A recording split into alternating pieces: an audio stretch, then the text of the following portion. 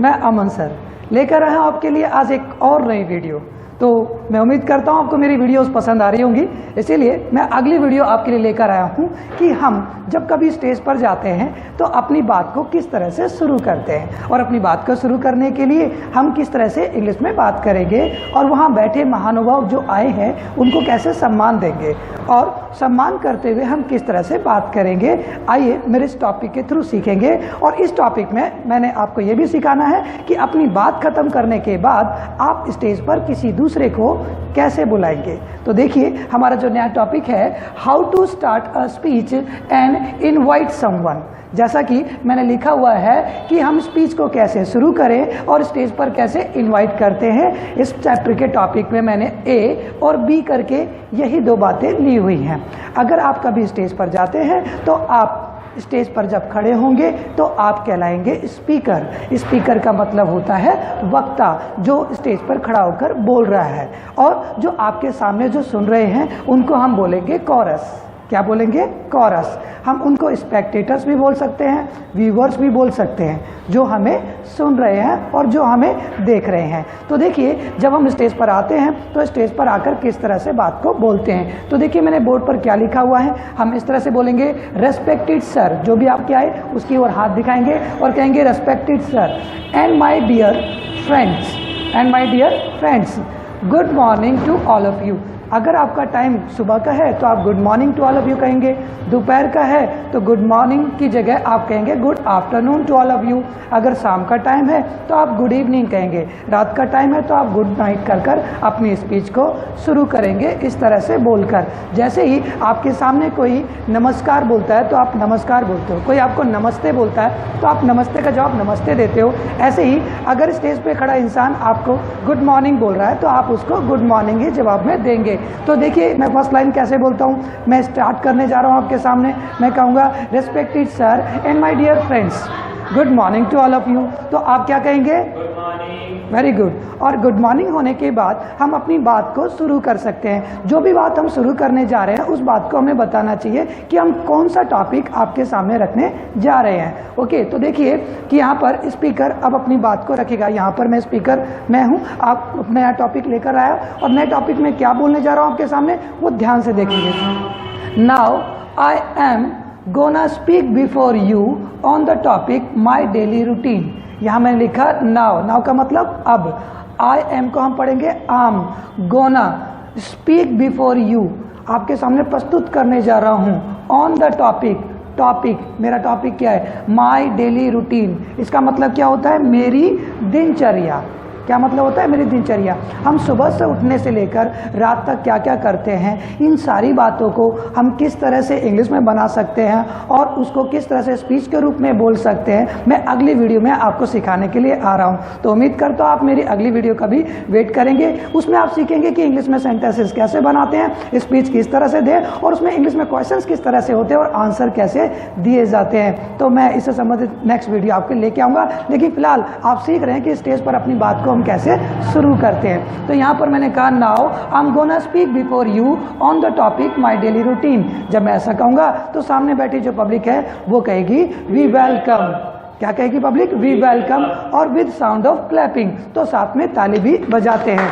जो महानुभाव आपके सामने या स्पीकर कोई खड़ा हो गया आपके सामने बोल रहा है, अगर वो अपनी बात को रख रहा है तो आपका उसका स्वागत करना बनता है और वो आप तालियों से उसका स्वागत करते हैं। और स्वागत होने के बाद जो स्टेज पर खड़ा है उसकी इज्जत अफजाई होती है, कॉन्फिडेंस लेवल और भी बढ़ता है। इसके बाद जो भी वो अपना टॉपिक लेकर आया है वो अपनी स्पीच को यहाँ पर बोल देगा और अपनी स्पीच के खत्म हो जाने के बाद हमें पब्लिक को जो है थैंक्स बोलना चाहिए। अगर हम थैंक्स ना बोलें तो हम इतना बड़ा ये बात अगर हम बोल दें तो ये ज़्यादा अच्छा इम्पैक्ट देगा। हम कह सकते हैं thanks for listening me carefully, मुझे ध्यान से सुनने के लिए धन्यवाद। अगर आपसे इतना बड़ा नहीं बोला जाता तो आप शॉर्ट में स्माइलिंग फेस के साथ बोल सकते हैं थैंक्स। ओके, इस तरह से हम अपनी स्पीच को सुनाएंगे और स्पीच के ख़त्म हो जाने के बाद थैंक्स बोल देंगे तो हमारा सारा मैटर फिनिश हो जाता है। लेकिन स्टेज पर हमारी बात ख़त्म हो जाने के बाद हम डायरेक्ट स्टेज से खाली करके स्टेज को नहीं जा सकते। स्टेज से जाते समय हमें स्टेज पर किसी दूसरे को इनवाइट करना होता है। इसीलिए मैंने यहाँ टॉपिक लिया है बी, यहाँ लिखा है how to invite someone at the stage. अब आप सीखने जा रहे हैं कि स्टेज पर किसी को कैसे इनवाइट करते हैं। तो अगर जो पहले से खड़ा है तो वो जब किसी को इनवाइट करेगा तो वो किस तरह से इनवाइट करेगा। जो खड़ा है वो ऑलरेडी एक स्पीकर है, लेकिन जिसको बुलाने जा रहा है वो उसके बाद स्पीकर होगा। तो यहाँ पर देखिए स्पीकर मैंने लिखा हुआ है। अब स्पीकर क्या कहेगा, now I invite our next speaker, और जो भी मैंने नाम लेना है XYZ वो नाम यहाँ मैं ले सकता हूँ। यहाँ नाम लिखा मैंने भविष्य, एक एग्जाम्पल के तौर पर आप जिसे बुला रहे हैं आप उसका नाम यहाँ बोलेंगे और फिर इसके बाद कहेंगे let's give him a big hand. तो पब्लिक जो है इसके लिए ताली बजाएगी इस तरह से। लेकिन अगर आप स्टेज पर पहली बार आ रहे हैं या आपसे कहा गया कि किसी को स्टेज पर पहली बार बुलाया जा रहा है, इस पर प्रोग्राम अभी स्टार्ट नहीं हुआ लेकिन प्रोग्राम स्टार्ट होने जा रहा है और पहली बार प्रोग्राम स्टार्ट होते समय किसी पहले व्यक्ति को बुलाया जा रहा है, तो हम उस समय यहाँ पर नेक्स्ट वर्ड का यूज़ नहीं करेंगे।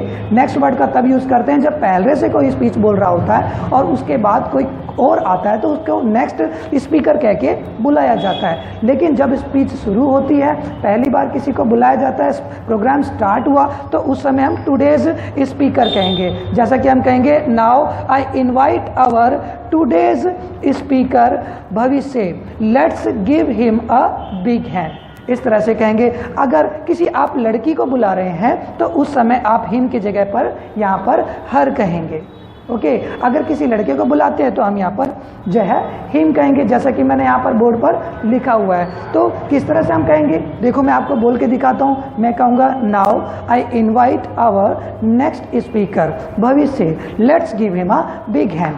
तो इस तरह से ताली बजाकर हम उसका स्वागत कर देंगे। इसके बाद हम अपने स्टेज को छोड़कर जा सकते हैं और स्टेज को छोड़कर जाने के बाद जो दूसरा आपके सामने आएगा वो अपनी बात को शुरू कर सकता है। इस तरह से हमें अपनी स्पीच को शुरू करना चाहिए और सामने वाले बैठे जो भी हमारे व्यूवर्स हैं उनका सम्मान करते हुए अपनी बात को रखना चाहिए और वो हमारी बात को सुनकर अगर खुश होते हैं तो आपको लास्ट में जो है तालियों की गड़गड़ाहट सुनाई देगी। इससे आपको पता लगेगा कि आपका व्यक्तित्व अच्छा था, जो आपने बात कही सबको पसंद आई और आप किसी दूसरे को इन्वाइट कर स्टेज को छोड़कर जा सकते हैं।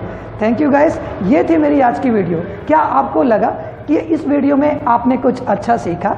अगर आपको लगा आपने कुछ अच्छा सीखा तो मेरी नेक्स्ट वीडियो के लिए आप कमेंट करेंगे। मैं अगली वीडियो में आपको सिखाने जा रहा हूं कि स्टेज पर आकर हम अपने किसी भी टॉपिक को कैसे शुरू करते हैं। एग्जाम्पल के तौर पर मैं अपनी नेक्स्ट टॉपिक में आपको स्पीच सिखाऊंगा कि इंग्लिश में किस तरह से बनाई जाती है और हिंदी में किस तरह से बनाई जाती है और हिंदी में उसके क्वेश्चन किस तरह से किए जाते हैं और इंग्लिश में उसके क्वेश्चन किस तरह से किए जाते हैं, जिससे आपको समझ में आ जाएगा कि जो टेंस अभी मैंने पीछे आपको पढ़ाया था प्रेजेंट इंडेफिनिट टेंस, उस पर हम इंग्लिश में भी बात कर सकते हैं और अनगिनत सवाल कर सकते हैं, सवालों की बरसात कर सकते हैं और सवालों की बरसात के साथ साथ उसके आंसर भी उसी तरह से ठीक से सीख सकते हैं। अगर आपके गाइस कोई कमेंट है मेरी वीडियो से संबंधित तो आप मुझे जरूर कमेंट करेंगे। अगर आपको लगता है कि इससे संबंधित और भी कुछ बातें हैं जो आप मुझसे सीखना चाहते हैं तो अपने कमेंट में मुझे जरूर बताएंगे अपना टॉपिक। मैं अगली वीडियो में वो चीज़ें भी जोड़ने की कोशिश करूंगा। Thank you guys, bye bye. मेरी वीडियो देखने के लिए थैंक यू। अगर आपने ये वीडियो देखी है तो मैं आपसे ये चाहूँगा, आपको पसंद आई तो मेरी वीडियो को आप लाइक करेंगे, शेयर करेंगे और सब्सक्राइब भी करेंगे। जिन लोगों ने सब्सक्राइब कर लिया प्लीज़ दोबारा सब्सक्राइब का बटन नहीं दबाएंगे, मेरी वीडियोज़ को सिर्फ लाइक और शेयर करेंगे। Thank you guys, bye bye.